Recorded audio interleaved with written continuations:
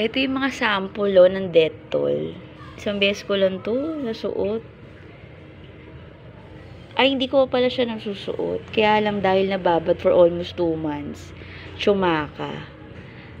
Kung matatandaan nyo, ginamit ko to sa aking update nung sa Palitada PES. Ito, hindi to nakita ng sambayanan.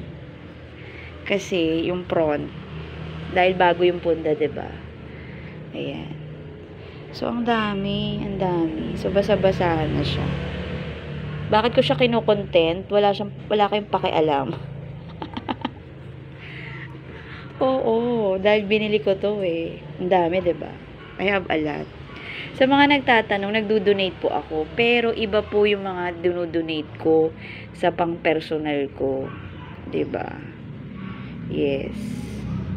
Siyempre, yung mga pinagbibigyan mo naman, hindi pala flex na kagaya mo. Kaya, wala din po kayong alam. O, di ba diretsahan talaga si Madam Yuki? So, nagamit ko na siya. So, basahan na ang uwi. So, bakit ganyan kadumi ang paa? Because, alam nyo na, naglinis na naman ako. Ayan ang dumi. Naglinis dahil maagang pinuuwi ang mga pamilyang Pilipino. Oo, papakita ko sa inyo. Yung ito, nasuot ko naman na siya.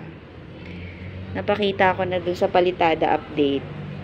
So, basahan na siya. Ito ko nang hinayang talaga.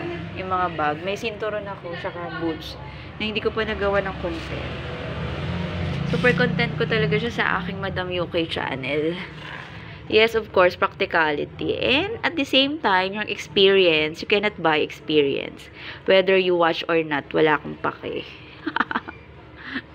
Tsaka hindi ko siya pinapapanood sa mga estudyante ko. Hello, excuse me. And my channel was not monetized. Kaya wala po kayong dapat ipangamba.